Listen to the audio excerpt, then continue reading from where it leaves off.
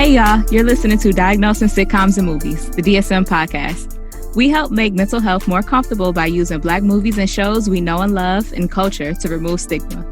So join our convo with your host, Courtney Copeland, licensed mental health counselor, and Dr. B, licensed professional counselor.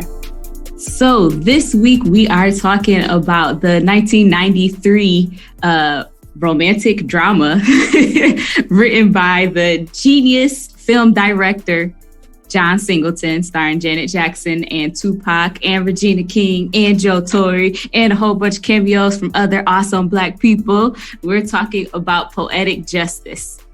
And we have someone very, very special, near and dear to both Rosie and I, as a special guest this week. Another Aggie, because Aggies do. Aggies are great. Aggie pride. We are joined by the fellow New Yorker as well, Rafaela Fiallo. She, her, hers. She's a licensed clinical social worker and therapist specializing in relationships, sex, and trauma. Hey, Rafaela. Hey, girl. Hey, girl. Hello. Loving the energy off that already. I know you were talking with Courtney earlier about some memories, but my first memory and interaction with you was as like my student lead, like for the the tour of A&T. Mm-hmm. And that's where we hit it off, and you've been like a person in my life ever since. So I just want to say I'm happy to see everything come full circle. This is so cool. Yes, I remember that hot summer day. Yeah.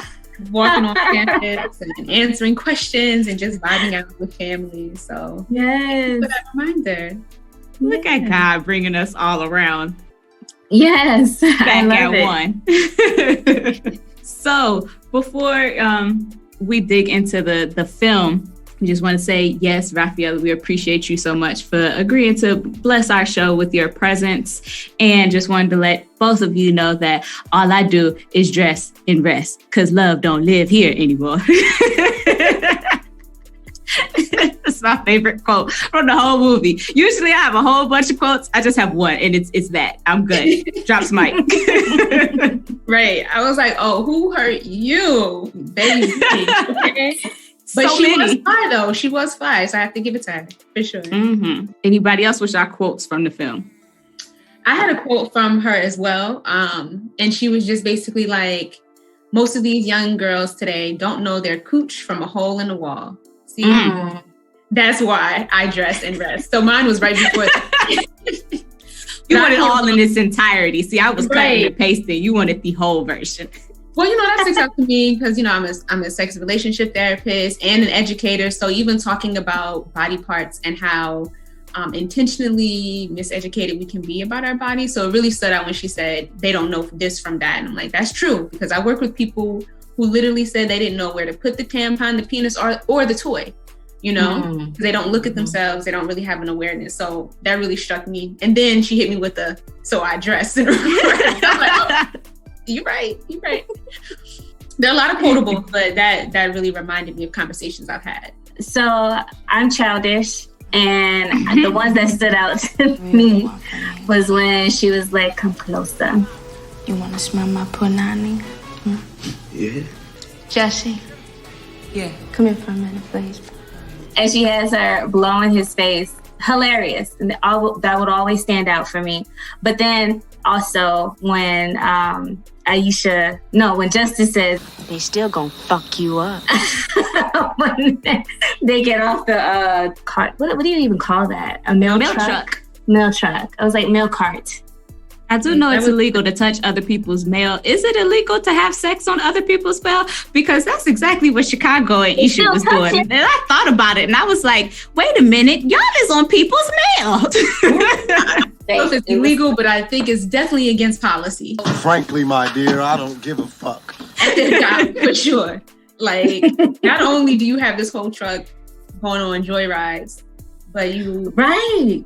I was thinking, there's going to be some liquor spilled on the bag. Something's going to happen, but that never happened. No, Aisha is a true alcoholic. She don't spill her liquor. She was like, you feel me? Well, I was thinking it was going to be on them for fighting or something like that. True. That's true. Yeah, she's not gonna wait to drop. She caught that thing in the air.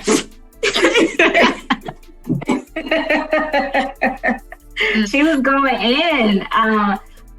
One thing that stood out to me with watching this again was like I actually watched it. It was something different than just having it on TV and then just passively looking at it, but really listening and paying attention to a lot of the things that were happening. And I didn't even realize, that alcoholism was like the big thing for her. It just kind of, I don't know, it just kind of glossed over when I watched it the first few times, but I thought that was interesting. And the physical altercation didn't stand out too much to me, but this time it did. So there's a lot more that stood out to me now as an adult woman that I was like, whoa, this is not okay, versus being young and just watching it because Janet and Tupac is in it, Right. Absolutely. I think so much of that movie was really romanticized. And so watching it now, I'm just like, so now we in love with this person who called you all types of bitches, told you fuck you, had a fuck you battle going on. Get your out of your mouth. Talking all that shit. Walk your ass home. Scandalous ass motherfucker. Do them fucking fat ass stars some good anyway. I better not see your ass in LA, okay? I'm gonna get somebody to fuck you up, motherfucker. Fuck you. Fuck you.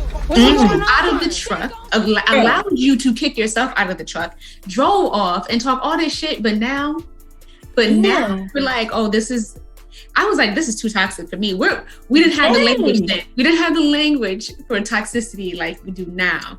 Yeah. But we really, I was like, oh, this is a so happy. Story. This is a I'm love so happy y'all agree. Yes. Because I thought it was going to be me. I thought I was just going to be like, man, this shit is low-key unhealthy and nobody should be. And I was, okay, so first I was like, because I was low-key triggered because some of this stuff reminded me of some stuff that I've been actually witnessed. And then, so I think watching it as a younger child, I didn't see as many things wrong because it was just so normal to me. And so now that I've, been able to see other things and realize how I would like to be treated, how I would like to treat other people, I see all of the red flags and all of the, no, that's not okay. And so part of me was like, this is just society wears us down so much that it's so difficult for young people to face each other after being socialized to fight and survive. And then you have to try to be emotional and vulnerable with a partner and seeing how difficult that is for young people. But then I was like, thinking about how like people was really like, oh, once upon a time in South Central. And I was like, no, this is not no damn fairy tale. And I was like, justice really is just picking from a barrel of mediocre men on which one is the least terrible. And then like, it's a story about like, how companionship can benefit a woman because of just natural human nature and how companionship, you like just actually need to be around other people to survive. But then like, you're picking from these men that are damaged, that have been destroyed by society and just beat up on, and then you have to endure all of their trauma on top of anything that you might be going through. Basically teach them how to love, clean their fucking fingernails, make them into better people in order to have an opportunity to have a relationship with somebody. And I was like, this ain't okay, damn it. No. Exactly. You hit it all on the head. I think not really knowing what to accept because that's all you know and it's kind of normalized. So I think remembering that, and as a kid we didn't really know like what we were watching. It's just entertainment. And then, or if we grew up in households or communities like that, it's just like that's what it is, because that's essentially what John Singleton was doing, right? Like, I just want to write a real story. And so when you think of that, it really does make almost even more sad, right? Because this is not something that you're making up. This is something you're saying, I see, I witness, I experience, or whatever the case is. And a lot of people relate to this day that this is what relationships look like and will always look like because of circumstances or self-love or, access or whatever the case is. Well, here's my issue. I also feel I've been looking into sexual health, especially for African American women, and I came across like a blog type of article that was talking about how our depiction and understanding of what it means to be in a healthy relationship is also has come from a colonization, and that we only know the type of love language or behaviors that we see on TV because it was taught to us in that way, and that this isn't how we really love, you know. And unfortunately, because of Hollywood, how we really love as Black women and just being Black in general is not correctly or adequately visible. And that, I think that's a part of the sadness, is that we do have these types of movies that we look at and say, oh, this is what Black love looks like, and this is what Black love is. And this is not healthy at all, especially the scene where Tupac, and I'm not even calling him by his real name in this movie. I keep calling him Tupac. Him and his baby mother are arguing. But I also thought it was very interesting in the relationship he had with her other baby father, and then the fight that they had with the guy who was in their basin with her. It was a very interesting relationship. Oh, they weren't basing. Were they basing? I thought they were. No, they were not basing. They were engaged in some physical activity. Yeah. Oh, so yeah. So, but he found the pipe which she uses, and says that she's been doing it in front of my daughter.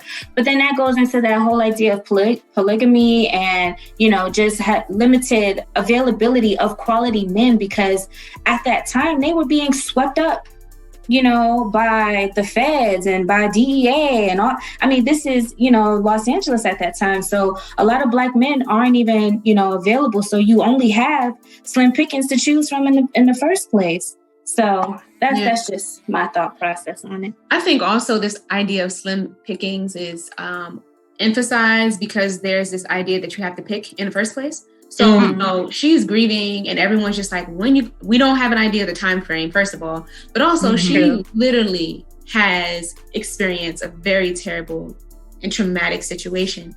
And people are literally just like, so, you know, your new man now. You know, the best way to get over someone is to get on top of someone type of mentality. Yes. But also it's just like, are we not going to just acknowledge the trauma, or is it that there's so much trauma happening where it's just like, girl, this happens, probably going to happen to the next one, so just go ahead and get with somebody else before it's too late. I think it's both, and to your point, like, it happens so frequently, get over it, but then also, like, we kind of have this idea, like, in order for you to get over someone, you have to replace that person to get over them. And that's kind of what Jesse said too, was telling her, like, in this neighborhood, girl, you're going to go through a lot of Black men. Like, they just are tools. And so you need to know when to pick them up and when to put them down. And I felt like that was probably why she was so jaded and so just, all I do is dress and rest, because she might have experience just going, like, losing so many Black men to whatever circumstances it may be, whether it is to the streets, whether it is to loss and death, whether it is to drugs, another woman, like, whatever it is. She might have lost so many and how her heart broke so much that was her way of protection. And I feel like we see so many defense mechanisms and trying to, like, just basic survival and protecting of one's feelings in this movie, that it makes sense then that everyone is struggling with relating to each other, and everyone is struggling with being vulnerable with each other because they are experiencing so much extra stuff on top of it. And I think that is a testament to the honest storytelling of John Singleton and him wanting to, like with Boys in the Hood, this was kind of a follow-up from that. This is literally his second movie. And he basically was saying, like, I wanted to have a trilogy of South Central movies. And this was the romance from that trilogy of the three, where the first is more so like his action movie, where this one is more of a love story and just showing people relating to one another. So, let's call it a relating movie and not a love. Yeah, because there's no love. Yeah, but even about like they can't relate to one another, I do think yes, but also keeping in mind that relating to someone is an intention, it's an action. And so oftentimes, like, people are not taking the time to slow down and pause and reflect on what could this person be going through. It's just a lot of reaction.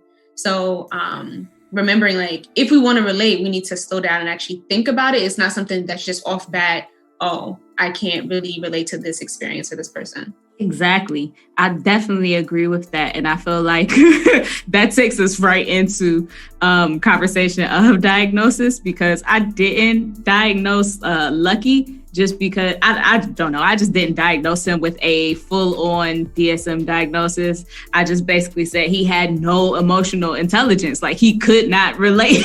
Like, when Jenny got to the point where she was expressing that, no, this was the love of my life. Like, this was my first love and I lost him. And he was like, oh, so you was in it for the money. Bruh, that's not what she said. She just opened up and poured out. Like, for the first time, we see her expressing any emotion about the situation that happened to anybody. She's being extremely vulnerable, telling you that this was her first love and how she lost him. And he like, these chips is good. So you was in it for the money, huh?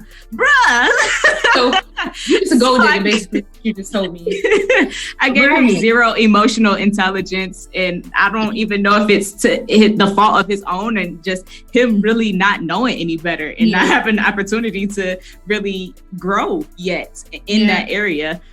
So I wanted to hear, what did y'all have any diagnosis, or what did y'all think about Lucky? Yeah, for Lucky, I didn't diagnose either, just because I didn't feel like there was enough information, and you're gonna see me say that quite a few times throughout this thing. But I did notice that, you know, his ex-girlfriend, or the child of his, the mother of his child, is struggling with substance abuse and probably has their own trauma, of course. And then we don't see a father depicted in his life when he goes to visit his mom. And then at the end, you know, of course, he sees his cousin's body. And so maybe, you know, down the line, we could potentially talk about trauma. Is that the first time he's seen a dead body? Probably not. Not really sure, though. Don't want to assume, because we know not everyone from the hood have the same hood experiences or level of exposure.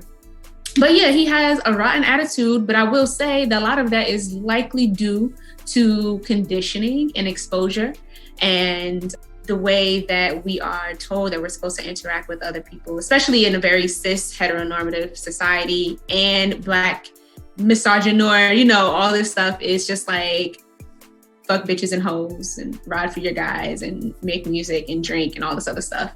And so I just kind of leaned into that, but not really going into a diagnosis versus like, what is the biopsychosocial aspects of this person? Yeah, I agree. I think that Lucky was definitely very angry. And I think that was his core emotion. It seems like those were just the two. It was like, okay, he felt happy or a sense of joy, and then anger. Like, those were just like for things that maybe he didn't even understand. If I were to give him a diagnosis, just for the sake of it being a diagnosing podcast, disruptive mood dysregulation disorder that has severe reoccurrent temper outbursts manifested verbally. And so that makes me think of the verbal altercation that he had with Janet back and forth in both situations. Temper outbursts are inconsistent with developmental level.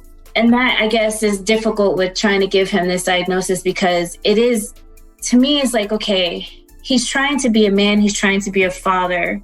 And I guess to assert dominance, you have to talk to a woman derogatory. It doesn't match his anger and his behavior or reactions to what's happening. Don't necessarily match, but that's also because he's not mature enough to understand how to express those emotions. And then the mood between temper outbursts, irritable or angry most of the day, nearly every day. Still kind of debating on that one, because we see, well, when we're watching it from our perspective, he does seem kind of irritable for most of the movie. So that's why I would go with this particular disorder. But there are some limitations to this diagnosis, as you know, we don't have enough information for it. So. Yeah. And I don't want to just bash Lucky. I mean, he is like heavy, mediocre vibe, but I did appreciate him stepping up as a father. I definitely appreciated him feeling like, you know what, like, okay, sir, I don't know why you chose to have a baby with this woman who sounds like she's from Baltimore with that heavy you accent. So is that something that's new for her, for this to be an addiction to that level where she's leaving pipe in the candy dish on her living room table? It just seems to me like that's not a new occurrence. So that means that you had a baby with a woman who already had a baby with the local neighborhood drug dealer that is hustling outside of her apartment, because the son seemed like he was older than the daughter. And so like you did that with this woman who you are. Sorry, I had to say already. Yes, please add, because yes, it's a mess. No, I'm just saying, and the little boy wanted to leave the drama too. So I started looking at, not to say I diagnosed the kids or anything, but I was just considering like ACEs, so adverse childhood experiences.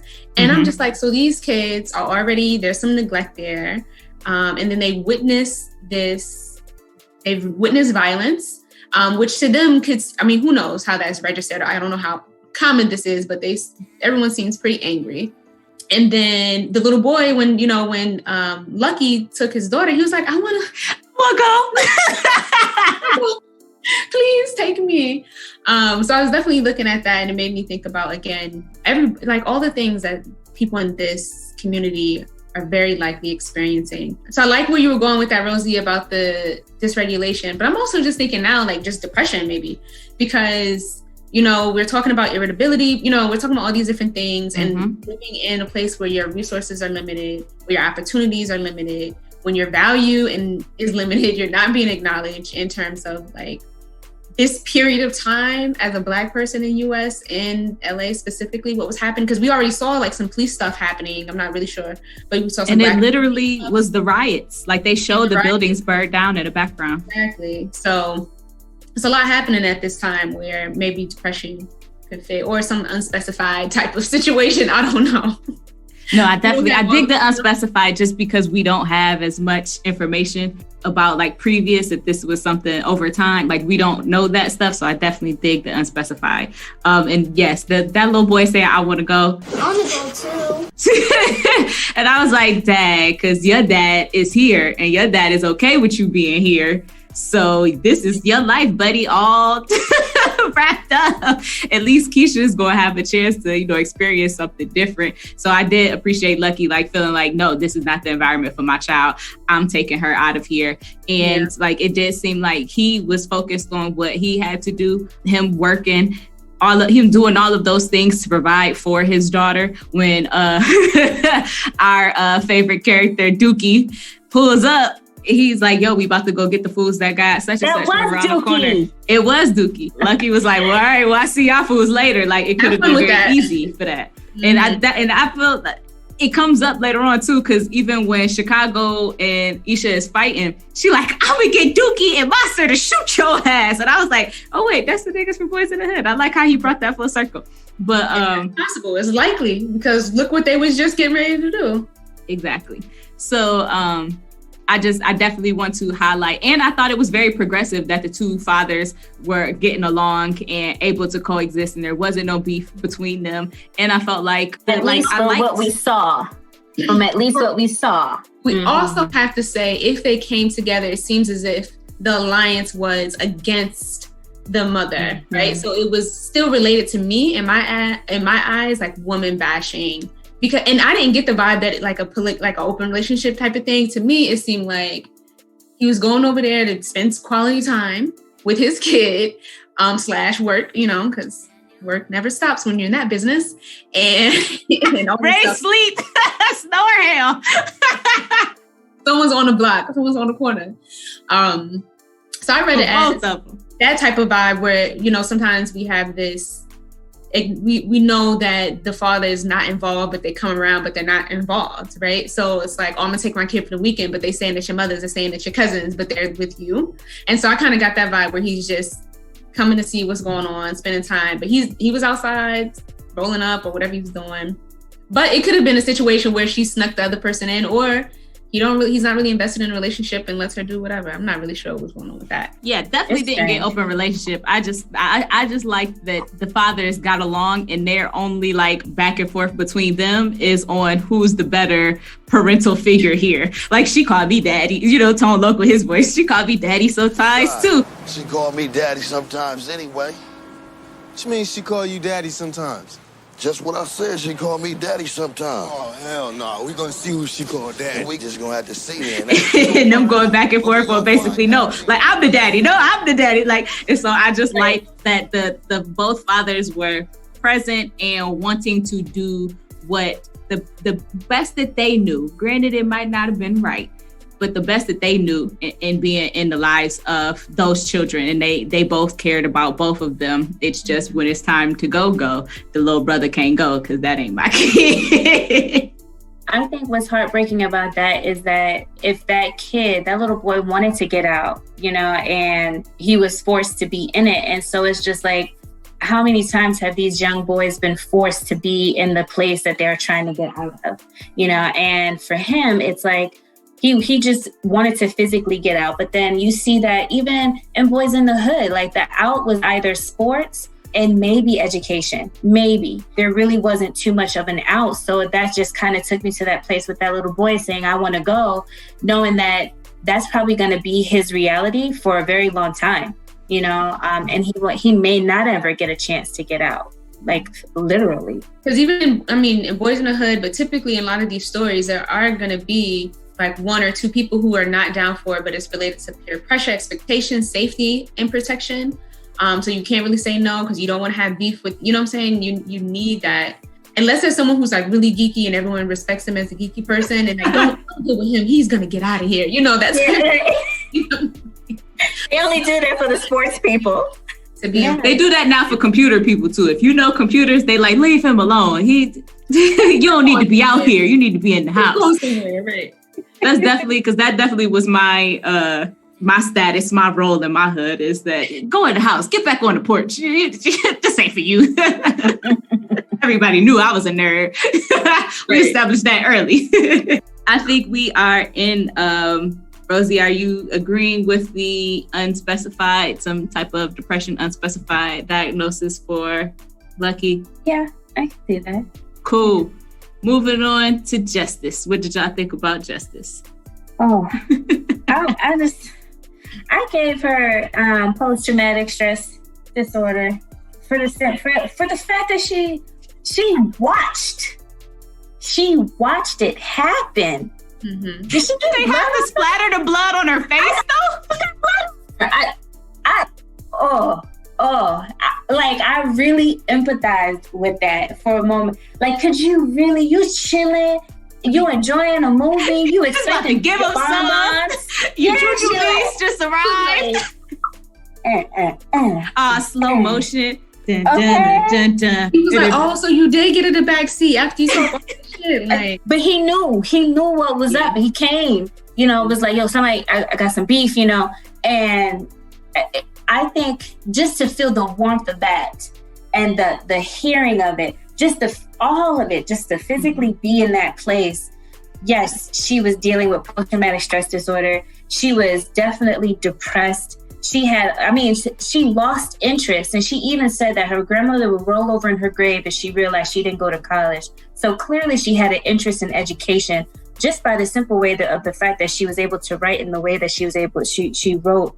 And I think that's the diagnosis that I'm gonna go with. I definitely feel you on that for sure. I struggle with this one just because of the information we don't have, but I led with making assumptions, right? So I definitely could. We do it all the time. Please feel comfortable.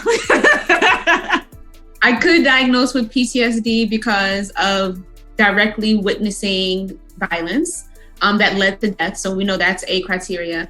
But the stuff in like B category, when it's talking about presence of intrusive memories or thoughts and things like that, I just made the assumption like, okay, yeah, you're going to be thinking about this. Maybe you have flashbacks, maybe you're having nightmares, but none of that is actually showcased. There was a scene where she's like staring off and she starts crying, but I don't know if that's related to grief and loss. So I was leaning towards maybe bereavement, but we know like grief and bereavement is a little tricky in the DSM because they usually make it to another diagnosis. And yeah, so I was looking at different things like, okay, do we want to go with maybe acute stress disorder? But that only lasts 1 month. We have no idea what time frame it is here. Especially, I'm hoping that if it's less than a month, people are not pressuring her to date. Right, the way they was talking to her. Right. But I did want to add to your point, Rafaela. She also lost her grandmother too, and her mom. Mm-hmm. So with the layers of grief, and so I don't know about you, but for me, like once I lose one person, all those other times I've lost someone kind of comes back too. So it's like a snowball effect of grief in one moment. So maybe it took time to deal and process through all of that too. or still in the process of it, right? Like it's not linear, as we know, healing's not linear. And then you're always reminded you live in your grandmother's house who passed away. And I'm certain that there's memories of Markel, her boyfriend there. I'm certain there's her mom there that you just really can't escape. And she's young, right? So it's not like she's going to be redoing the whole place. But yeah, so definitely maybe that. I didn't think that criteria C was met, which is about avoidance that we didn't see. So maybe she no longer goes to that drive-in movie theater. I don't know. So there's some things we don't know, but I'm imagining. But also just being really real that, we can experience or witness traumatic things doesn't necessarily mean that we're all going to respond or adapt in the same way. So not everyone is going to meet criteria for PTSD, but it's still traumatic and can be recognized that way and cause a disturbance. And then D, negative alterations and mood. So I said for this one, potentially a negative emotional state, because everyone's just, why are you not smiling? And, why aren't you joining this conversation? And then marked diminished interest or participation in activities. So she's always turning things down. She doesn't want to go out. She's just sitting in the house by herself, listening to sad music. And so that's where I went with it a little bit. And then arousal. So marked changes in arousal and reactivity. That was a little bit hard for me, but I just kind of assumed that maybe she's, struggling with sleep. I really didn't say irritable behavior or angry outbursts, because that comes with little or no. It's not about being provoked, right? So it's just kind of a response that didn't really seem warranted, but I felt like people were agitating the hell out of her. And I would have responded the same way, especially Lucky, calling her all types of names. So some of these things I don't think fit all the way. But again, this is a movie. We're not seeing the whole person. And I think it is reasonable to assume that these things did happen and to be able to diagnose with some type of stress disorder, likely PTSD for sure. I definitely agree with both of you beautiful ladies, and I'm going to make these things fit. Let me run it down for you. So I diagnosed with PTSD as well. I did not do acute disorder because I said, look at that new growth.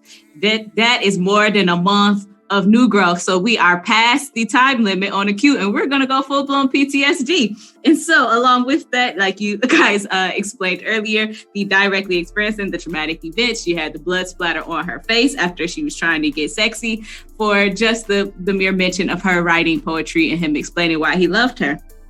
And then, also the witnessing of his death.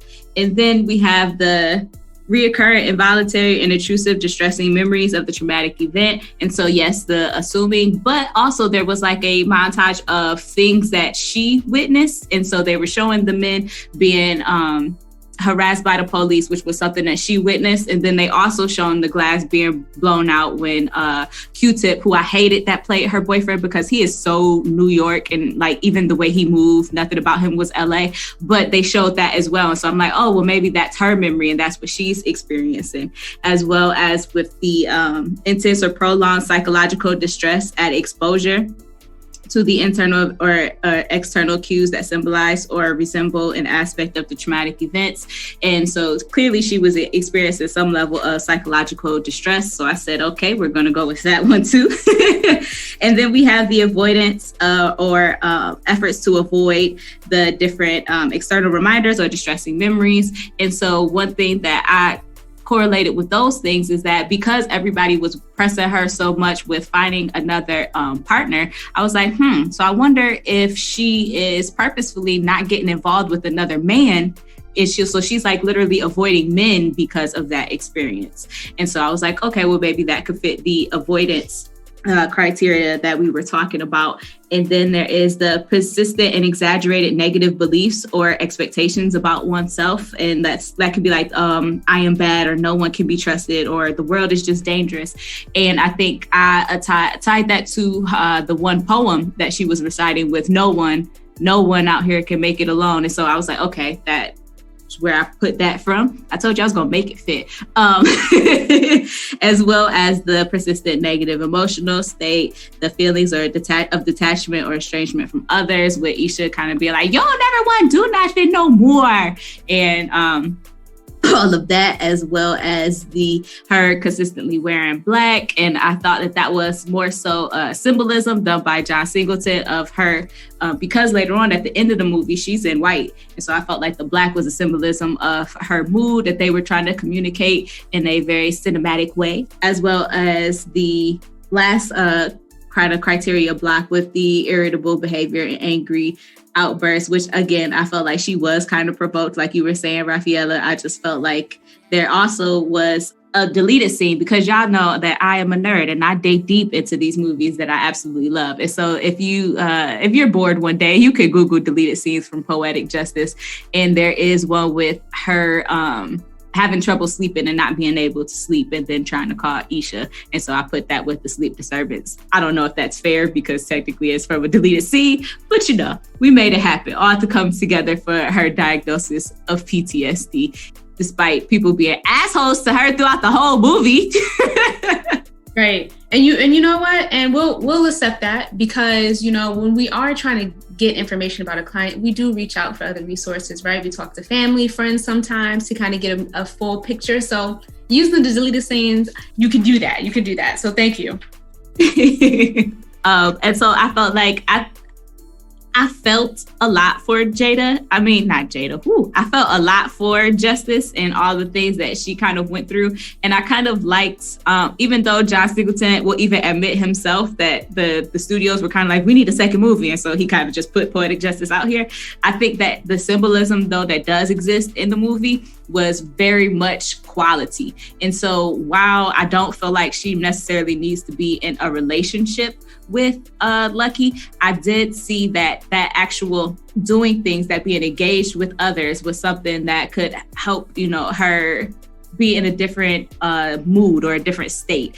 I liked that there was also the familial aspect of them crashing the family reunion, because family, being around people who are expressing love for one another, is another thing that you can, is another tactic or strategy of helping improve mood, as well as that, I don't know what it was, but I kind of want to go. I feel like the little boy, I want to go to that Pan-Africanism Juneteenth festival, whatever that was, and connections to cultural aspects are also things that can help elevate mood and help stabilize as a strategy of self-care. So I like the different elements that were put in place for her, and spending time with friends, like all of those things, because those are things that we often encourage people to do, is reaching out to family members, reaching out to friends, spending time with individuals, culturally reaching out into what practices feel good for you. And I feel like we saw her kind of do those things, which got her along to a place of being able to put on the white and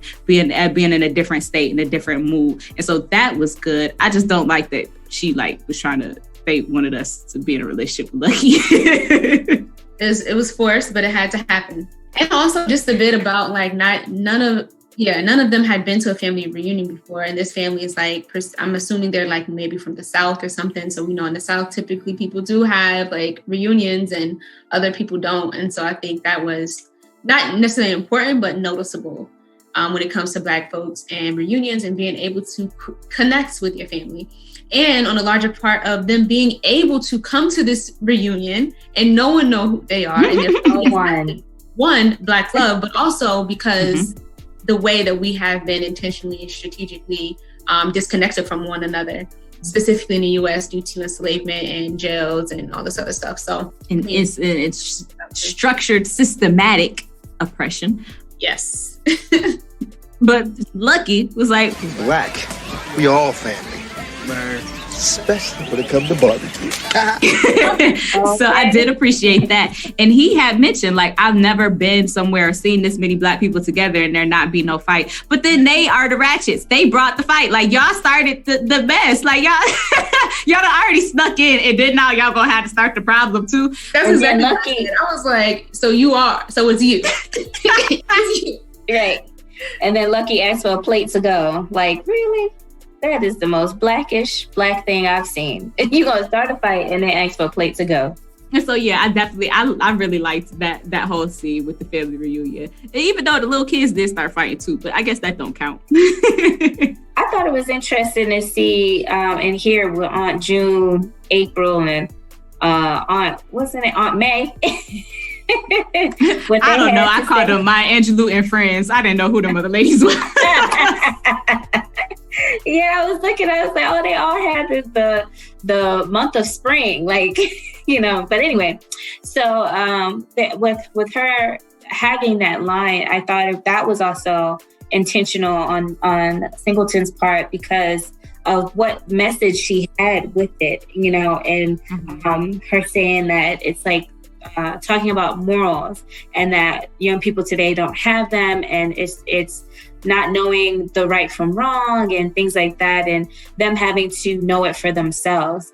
And I thought that was really interesting to have that on there, especially because she was talking more specifically about Aisha in Chicago's fake marriage or relationship.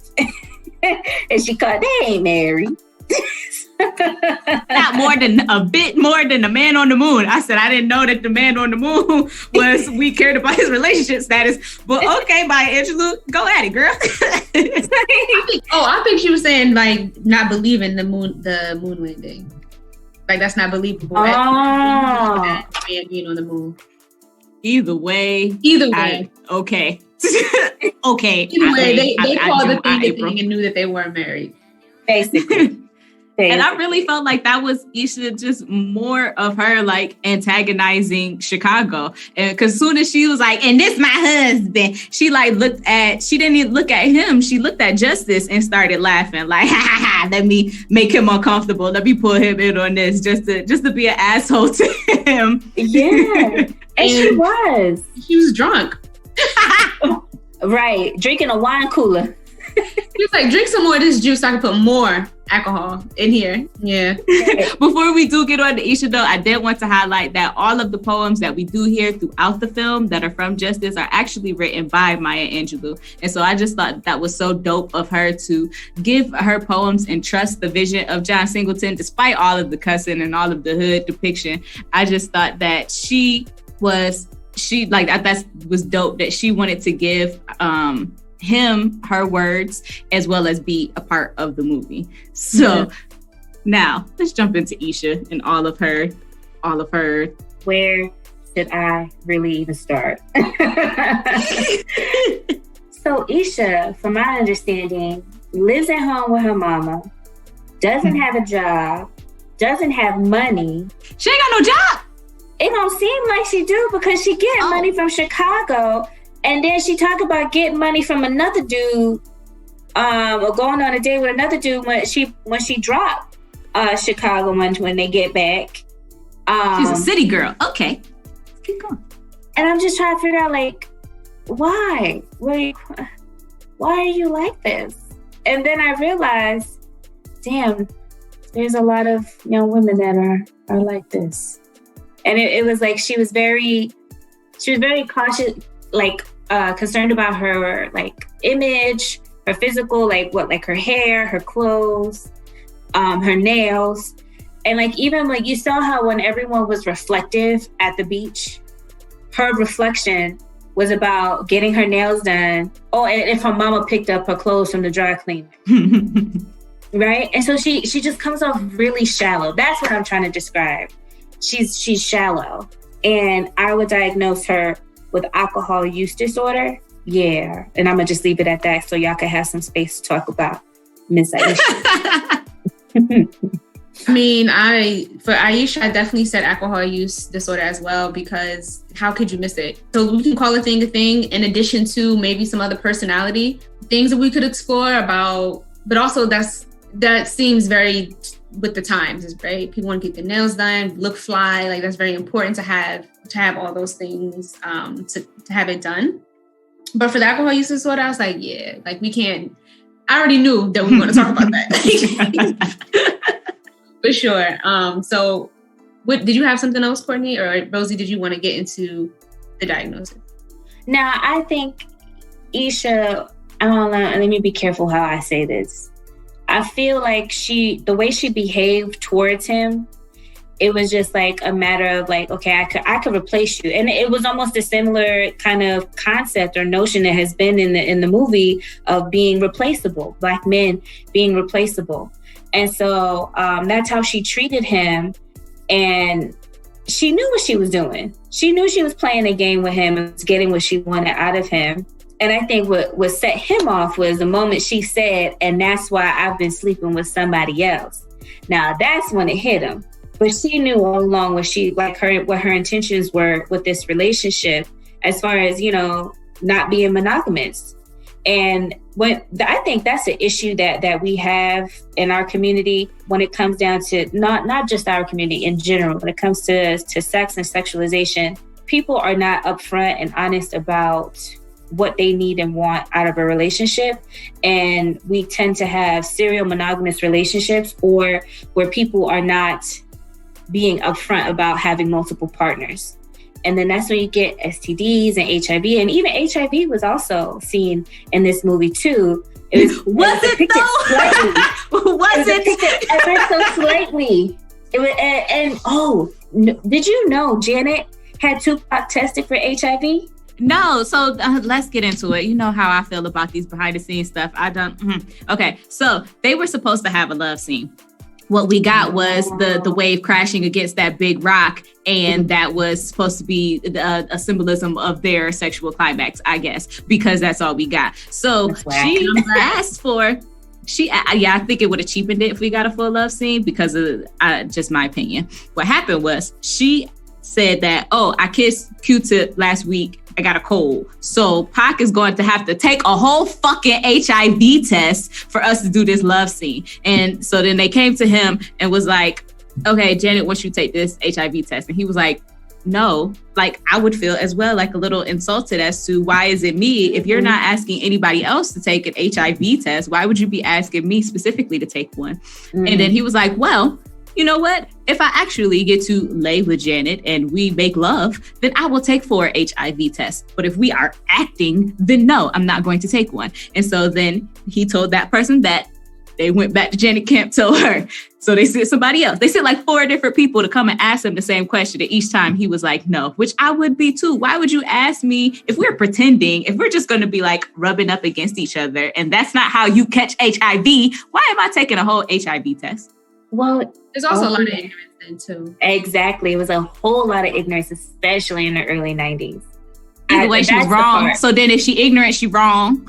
If she did it on purpose, she wrong. If she's making assumptions about him, she's wrong. Either way, and we don't necessarily, she never really came out and said specifically response to that one incident. So we don't know if it was her or if it was somebody from her camp. But either way, that was corny. So we didn't get a sex scene. We got the symbolism splashing. But honestly, I'm so glad, because that, I know you said cheapened it, but it's just like, if this at the time was supposed to be an epitome of love for Black people, that ain't it for me.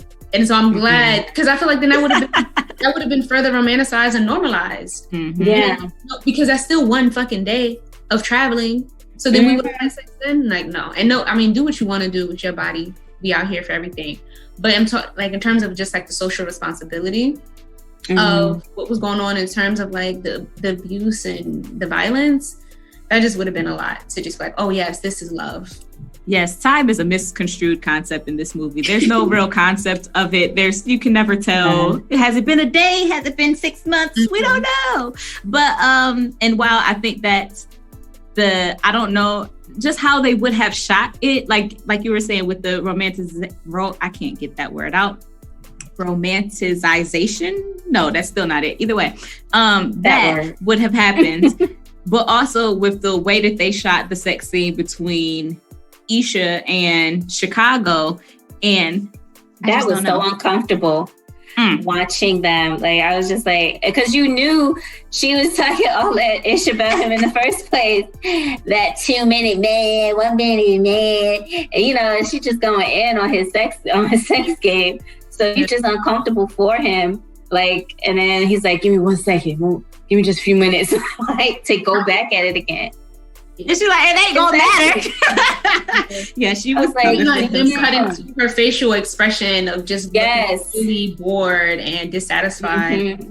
So yeah, I I was actually thinking when I said out loud, like, oh, some personality stuff, like I was thinking about personality disorders that would fit.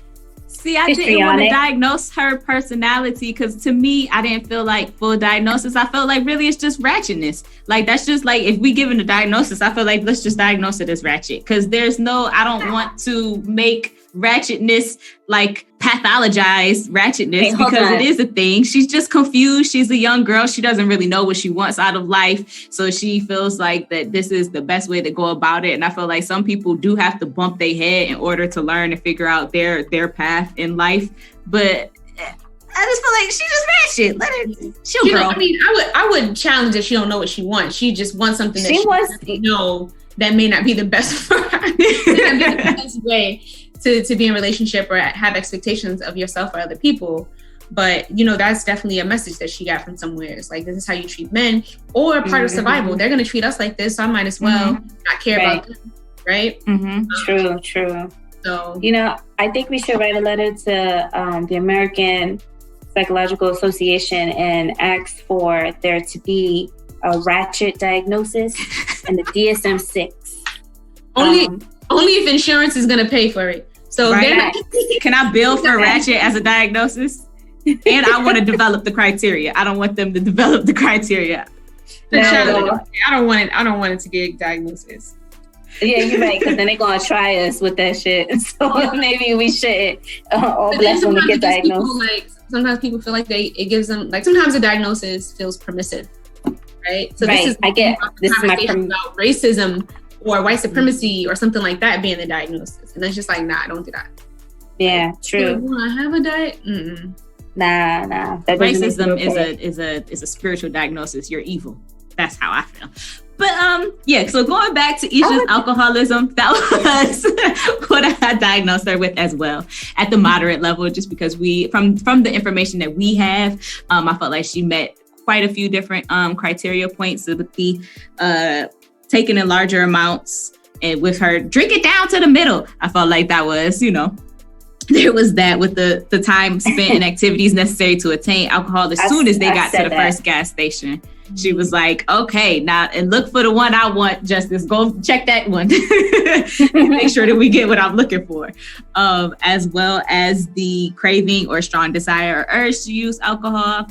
Like we said, the first thing that she wanted to do once we got to the gas station, continue alcohol use despite having persistent or recurrent social or interpersonal problems caused or exacerbated by the effects of alcohol.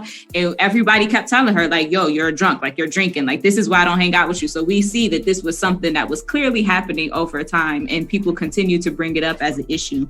And then alcohol use is continued despite knowledge of having a persistent or recurrent physical or psychological problem that is likely to have been caused or exacerbated by alcohol. So I feel like she was definitely aware that alcohol was causing issues for her, and she just still continued to drink because you'll never want to have fun no more, Justice. Like, this was what she felt like was fun. She was enjoying her time. And despite the fact that she saw that it was causing problems in her relationships. And then it took for Janet Jackson's terrible acting. I feel like they should have just recut this scene or did whatever. But where she tells Isha that her drinking, it reminds her, it was triggering for her with her experiences with her mother and her drinking. And Regina King carried that scene because Regina King is a great actress, but Janet, that was terrible, and they should have reshot. Can we just pause for a second to say the acting in this movie altogether was terrible. Is not good. I'm watching the movie right now. Not to say I want to be in your kitchen, but I can tell that I'm watching it right here. Janet Jackson, just as a homegirl, is just not believable. I'm sorry, ma'am. You're Janet Jackson. You're Janet Jackson. Your whole life, you've been Penny. You were Penny? Right. So you've been Penny your whole life. How the hell you can't act? Like, the fuck? Not even that, but you don't know anything about this. Like, you've had money your whole life. You can remember. I don't know when their money really started coming in, but yeah, y'all left Gary when you were a baby. In South Central. Wait, I was about to say that movie. What's that long movie with the living in South Don't be a menace to society with South Central while drinking your juice in the hood. Yeah, you don't know what it's like to be a menace in South Central. Juice in the hood. So I have another diagnosis for Aisha. Okay. Oh, okay, let's hear it. I was thinking histrionic personality disorder because. Okay, I can see. I see where you're going with that. Let me see where you're going, and I'm gonna have some questions. Override my ratchet. Let's go through the criteria. All right, so a pervasive pattern of excessive emotionality and attention seeking, beginning by early adulthood and present in a variety of contexts as indicated by 5 or more. So here's the 5 that I would choose. Is uncomfortable in situations in which he or she is not the center of attention. Interactions with others is often characterized by inappropriate, sexually seductive, or provocative behavior. So for that, I would say that's at the family reunion with her flirting with the other guy. Displays rapidly shifting and shallow expressions of emotion. So that makes me go to that scene where everyone's self-reflecting at the beach, and she's talking about getting her dry cleaning. Consistently uses physical appearance to draw attention to self. So again, concerned about her nails and hair. Has a style of speech that is excessively impressionistic and lacking in detail. So again, the lie that she told Aunt May and Aunt June and Aunt April about her in Chicago being married. And then shows self-dramatization, theatricality, and exaggerated expressions of emotions. Just her overall expression of emotion, like her crying when that whole terrible acting scene between her and Janet is suggestible, easily influenced by others or circumstances. So she was very easily influenced by Chicago and just circumstances in general. She's just kind of like, oh, this isn't benefiting me anymore. Let me go ahead and move on to the next guy. And considers relationships to be more intimate than they actually are. I wouldn't say that she thinks they're more intimate. That last one doesn't really fit her. That last one brings me to the question of, were they actually, like, to me, I felt like they were dating, but then as we continue, I'm like, were y'all boyfriend, girlfriend? Like, I was confused as to I think they were too, as to what the status exactly of their relationship was, or if they understood what that was. Cause at first it just kind of seemed like, cause he said he let Lucky call her a whole yamp. Like, yeah, I'm bringing a yamp, I'm bringing a joint. And so I thought that they were just like casually dating, which case it made sense for her to have other dudes. Like, okay, that's, whatever. But then as we go on, it's kind of like, oh, y'all are, at least Chicago believes that y'all are like boyfriend, girlfriend, because they relationship. But yeah, I do get a lot of the points. Do you feel like the suggestible? I'm hung up on the suggestible. Easily influenced by others or circumstances. She wants to do what everybody else is doing, it seems. So if everybody else is going to the hair show, let's go to the hair show. That's what everybody's doing. Oh yeah, she don't have no business at the hair show. Okay, yeah, I forgot about that. You're just going just to go. Okay, I forgot about that. So let's just go. You got to go anyway. So it's just like, yeah. So okay. What do you think, Rafaela? I love histrionic. As a diagnosis, we do too. We use it a lot. Up to people, I think it's so interesting, and in terms of real life, what that looks like is so interesting when you're navigating those spaces with folks who are working with that personality survival response. I love that. Finger snaps. And I think it can fit. I mean, we got 7 out of 5 that's needed. Yeah, right. But I was also wondering maybe some narcissism there. Yeah. I'm always struggling with that one because we're all pushed to survive, right? So we have to do what we need to do. We all have a little bit of all this stuff within us.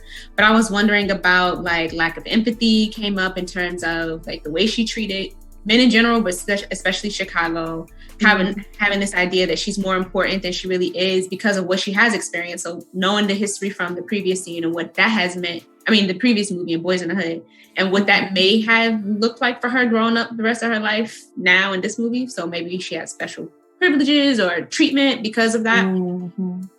But also just the way she talked about like sex and like what that means and what she can get with that, or who she can call to get a need met, in addition to sense of inflation of her personality and who she is and how that kind of comes. So I think that pushes me towards like Okay, so then are we also possibly could consider borderline, because she is having that constant back and forth with Chicago of devaluing him and then praising, like, this is my husband, this is my babe, and we, kissy, huggy, and then you can't hang. That's why the last bitch left you. Like, and so then I'm then her not wanting to be alone. And so then while she's saying, I'm gonna quit him, but I'm gonna call Terry fine ass, or Tony, whatever his name is, see if he could take me shopping, that not wanting to have feelings of abandonment as well. And so I feel like once is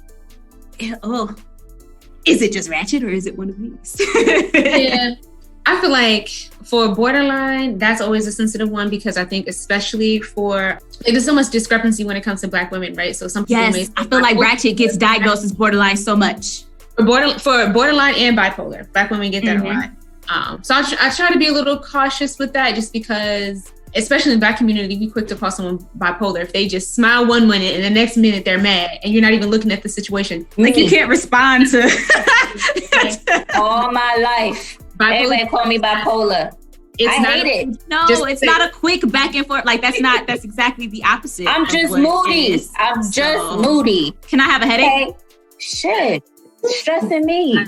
Calling me bipolar. But yeah, so I think it's interesting, again, like recognizing how these different symptoms may show up when it comes to personality and what they really mean. So, yeah. But we're confused. We don't know. I think it's the summation there. I think what we can leave it as is that we do need more information to really make a sound either diagnosis or decision based on the things that Isha is presenting with in her symptomology. I will say though, just as a bit of self-disclosure, Isha really brought out some things for me because of her communication style. And it did feel like she was to the point where she was trying to purposefully antagonize Chicago. And I have been and witnessed it's that ugly place that I'm sure both Justice and Lucky did not want to be in, of hearing two people argue, like, and they're having their thing and it's right here. That is so uncomfortable. And them really, really going at it, and them having serious issues that they're going back and forth on. But instead of like addressing the serious issue, they are just bashing each other. And her getting to the point where she is trying to push him, like, I see he's right there on the edge. Let me just push it a little bit more.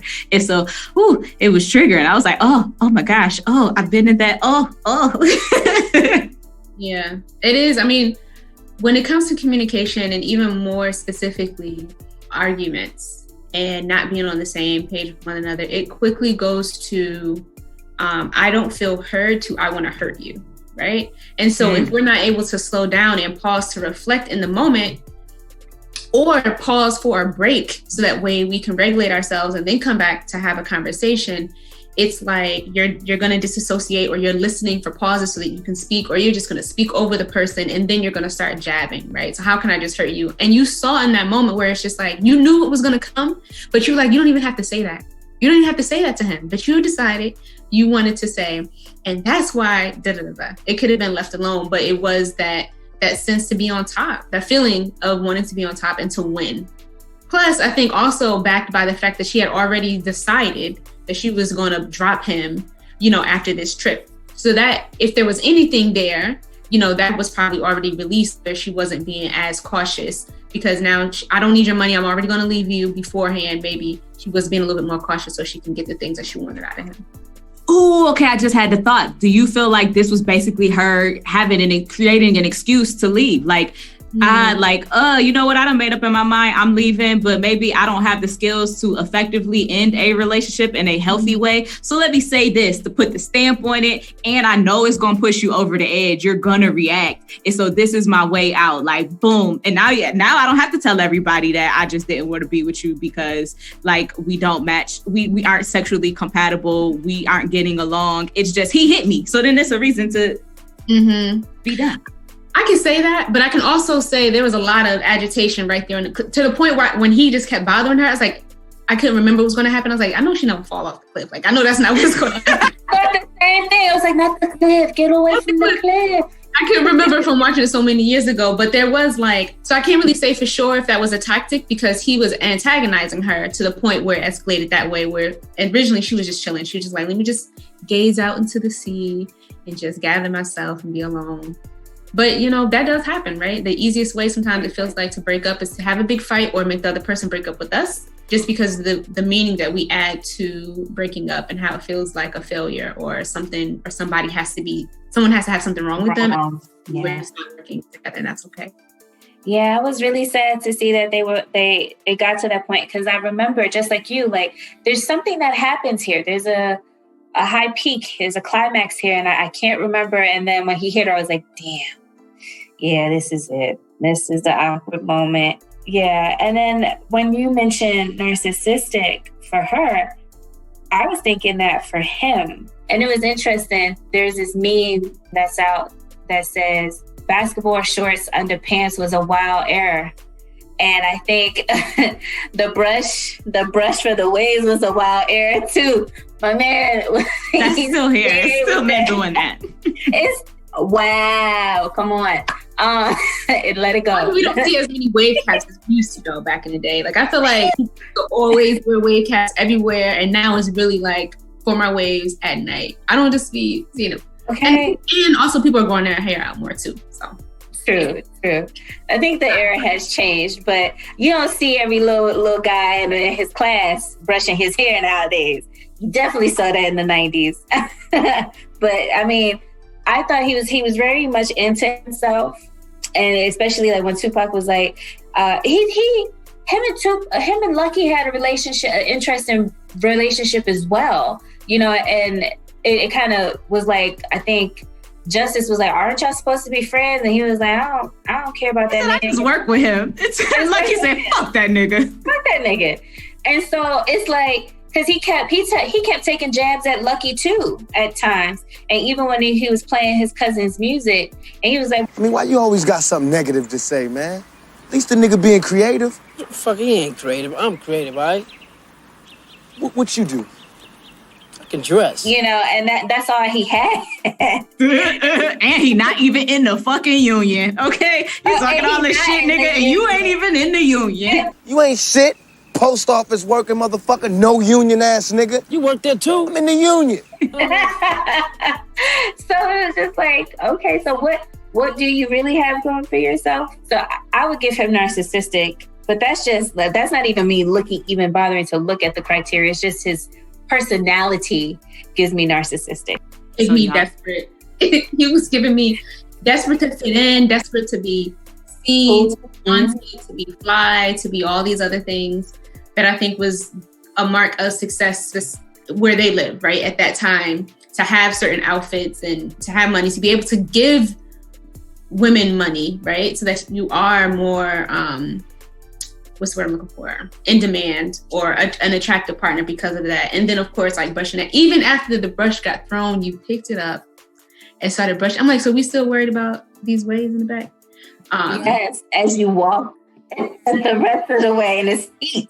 But yeah, were you going to say something? Okay, so I want y'all to follow along with me because I have some questions and I have some theories that I want to, bounce off with you guys. So I want to know, why did Chicago leave Chicago? So in my mind, there's a backstory there. I'm going to make this up because we don't know. And it's our show. We can do whatever we want to. So in my mind, Chicago might have been involved in some level of gang culture in which he had to leave. And he might have experienced all of these different things. There possibly some gun violence that really just ate away at his security as a man, because he did pose to me as very insecure and had lots of feelings of inadequacy. And so I'm wondering if some family might have sent him away. And so that kind of is where that feeling of inadequacy comes from, because he didn't have the ability to stand up to whatever problem and face it. And so that created some inadequacy in him. And then I diagnosed him with two things. The first one, we clearly see, and it's right there. And that's the premature ejaculation. And that is also in the DSM because it definitely was only like seconds of sex that happened. And so there is the persistent or recurrent pattern of ejaculation occurring during partner sexual activity with approximately 1 minute following vaginal penetration and before the individual wishes it. And so wait a minute, I'll pause. Okay. I'll pause to challenge that. You are the specialist in this area. Please educate me. The thing that's missing there is the distress, right? So it has to cause the person with the penis to be in distress in order to meet criteria. So just because they can come in a minute and be like, all right, I'm about to go to sleep, right? And so we don't really see that response until he's kind of jabbed at it a little bit. The jab is what I felt like the distress was, because when she was like, that's why the last bitch left, because you can't hang. And so I was like, oh, distress. For him, though. It just hurt his feelings. Okay, I'll give it back. You're the specialist. I'll let you have it. I'll take away what we've seen premature ejaculation. Compared to the clients that I see who come in, where I'm diagnosed with PD, is not that. There is so much. There's depression. There's performance anxiety, right? He was able to just get it up and get ready, right? Versus kind of pausing and being in his head, wondering, am I going to come soon or not? What's going to happen? So some of those things are missing. However, it is definitely under the minute, so we can maybe push to say maybe he's had that experience before. It caused some distress there. But so I'm making up certain stuff. He might be in remission. What'd you say? He might be in remission. Like he was okay until she triggered him. Maybe the distress is in remission. Yes. And so that's why I was like, and that's why I have more questions. I'm like, I need the backstory, because was this a lifelong issue that he was battling with? Did he experience some level of trauma or violence that caused this to be an acquired something that happened over time? And I do feel like he does have feelings of anxiety, but that is why I also diagnosed him as obsessive compulsive disorder with the hair brushing. Because if you think about it, yes, any time where he put that brush away, he chose violence. Whenever the brush went away, it was about to be a physical altercation of some kind or sort. And so I can go through the criteria for that as well and see how it matches. And that's the recurrent thoughts, persistent thoughts or urges or images that are experienced at some time during the disturbance and intrusive or unwanted. And that in most individuals cause marked anxiety and distress. And so that is where I'm feeling like he might have these feelings of inadequacy and has experienced some anxiousness about that. That's why it is so important for him to present himself in a certain way in the way he dresses. That is why it's so important for his fade to be on point. And he's constantly telling himself, I am a catch, to kind of combat the natural feelings of inadequacy that might be there. And then the compulsions are the repetitive behaviors, which in other cases might be hand washing or checking other things, mental acts that the individual feels driven to perform in response to an obsession or occurring to rules that must be applied rigidly. And so that is the actual act of the hair brushing. And so I felt like those were the things that were kind of like, it's time. He's doing it in different settings. He's doing it at work. He's doing it in his leisure time. It's happening all throughout the day. It's not the result of a substance or another medical condition. And I feel like he might have like poor insight about it as well. Sometimes I don't believe that he recognizes that he's brushing each time that he pulls out the brush and does it. And I feel like I'm wondering if it's a compulsion because of his feelings of inadequacy that he might have, in my mind, because I'm creating stuff that he developed as a result from whatever happened in Chicago that made him then come to LA. I like that. I like the way you weave that together. I also wonder, maybe we don't know the story about Chicago when they were in Chicago and why that could have happened, but also could it be in response to being in LA? So maybe there's something that happened. We already talked about what that time was like. So things that he witnessed, because we don't know how. We know name stay with you. He could have moved from Chicago when he was like 5 years old, and then been called Chicago since then. I don't have a good idea of how old they are, but we can imagine that they're between 18 and 25, right? So, excuse me. Agreed. But I like that. I like what you did with that one, for sure. It's a little old. Every once in a while, I be knowing what I'm talking about. I feel good about that one. Because I really went down a rabbit hole, y'all. And I was like, I need to know what was really going on with Chicago. Because like you said, brushing your hair with a sandy brush, like there's more with that there. And then I felt I'm really mad at both Chicago and at Lucky for how that situation played out. And as well as Isha, because Isha, you antagonized that situation. So I'm mad at everyone involved, I guess, except for Justice, because she was the only person to intervene in a way that is understandable and rational. Yeah. But and even after, so Lucky was like, that's their business. Their argument. Business. Then Chicago hits Aisha. So then Justice runs out. He tried to cave that bitch face in. Like, he really cocked back, and like the first one was a slap. That next one was a full on. Yeah. Ding. And then even after that, even after Justice ran out, he still didn't. He didn't run out until after Chicago tried to do something. Pushed her to Justice, yeah. He should have been hopped out. Like, this whole thing is problematic.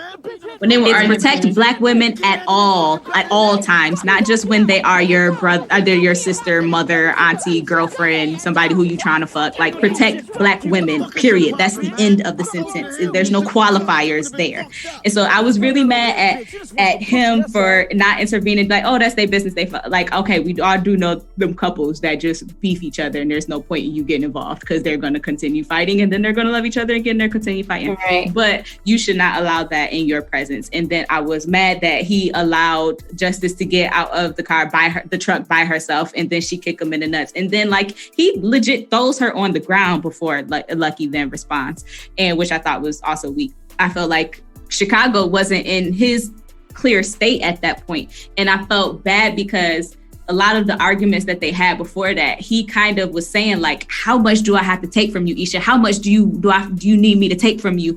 And like, he was kind of almost trying to communicate, like, I'm reaching that point with you where it's like things are just going to go left. And I felt like Isha was kind of, I think that I have also been guilty with this. Ha, you mad? Ha, you mad? Like type antagonizing. And so I felt like that she almost enjoyed that back and forth, and she enjoyed that, like, how bad can I hurt you type thing. And so yes, I was mad at everybody involved, but I felt like Chicago, like, there is something else there that isn't being addressed. Like, no, he's not just, yes, he is a bum nigga for putting his hands on her and like really like fighting, like actual engaging in a fight. Like, it wasn't like she rushed him and he tried to restrain her. It was like, no, let's stop. Like, I'm sorry. No, like, it was legit a fight. They was tussling, and then he tried to cave her stuff. And so, but there's something else there with Chicago. And but now we don't know if he got a job. Like, now I just feel like a terrible prognosis for Chicago, because it's not going to get better, because he's probably going to get fired, because he might still be walking to Oakland right now. We don't know, because we left him on the side of the road. Leaving your ass. How you gonna leave me, man? Leave the most, man. Walk your ass 15 miles to Oakland.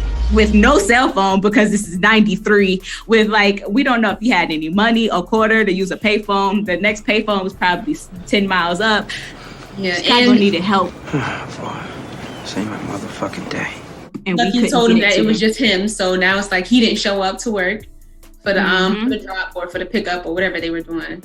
And yeah, so, but yeah, I like that as a response, because we know when it comes to OCD, there can be trauma, it can be anxiety, it can be so many different things that's trying to regulate the nervous system in some way to create that pattern. So yeah, okay, I can sit with that. I have one question, guys. Yeah. Are we like all in agreement that the one dude, I'm Dorsey, all county football, I will get in your ass, sexy Dex. Okay. Are we all in agreement that call was, he had AIDS? I didn't want to assume that, because I was like, why the one gay dude in the like, it's. I feel like that was the call. Yeah. Because there wasn't much else to say. Yeah. Yeah.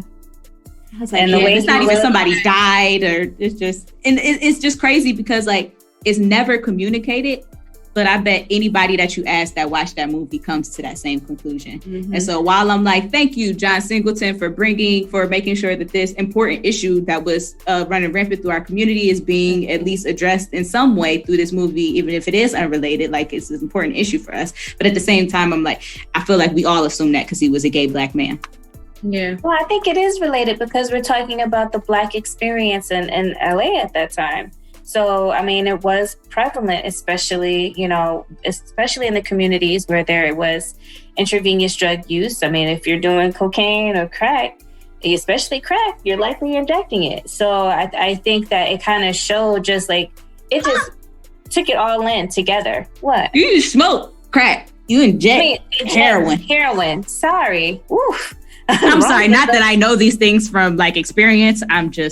We have to do substance use counseling. Yeah. I just don't want everybody to be like, Courtney, you sound like you have experience with these things. And You inhale that shit. I know.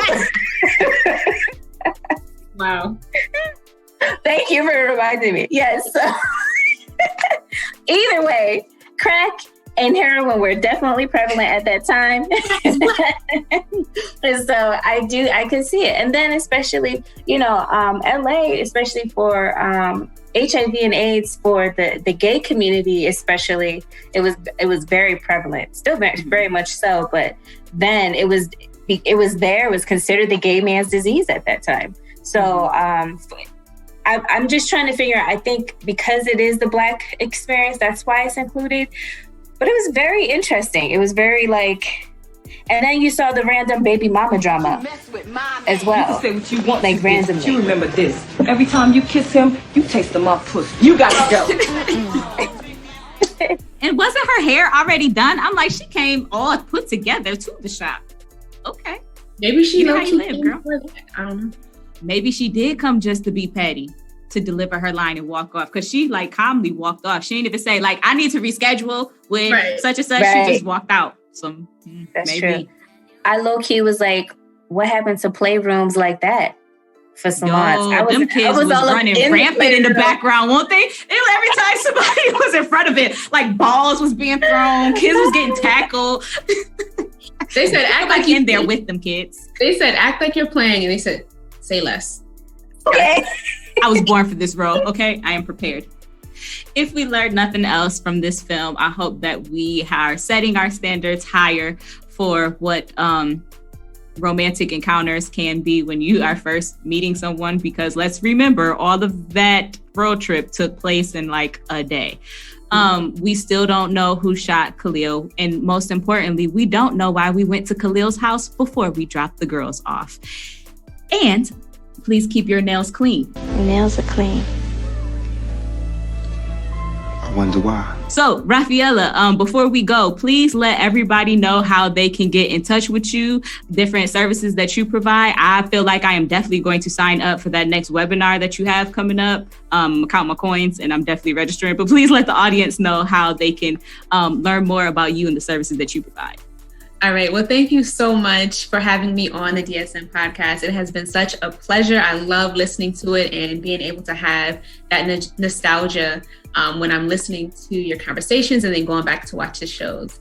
So again, my name is Rafaela. Thanks, girl. That's the goal. So for everyone listening, again, my name is Rafaela. You can find me on Instagram at Healing Exchange. That's Healing XCHG. And I'm also on the Twitter and Facebook under the same name. So no one had it. You can find me. I'm also co-creator of Afrosexology, which is a sex-positive, pleasure-based sex education business centered around the sexual liberation for Black folks specifically. But of course, we welcome and educate many folks. And we offer workshops, webinars, workbooks. So if you're interested in that type of thing, you can go to afrosexology.com to learn more. Signing up today. Can't wait to have you.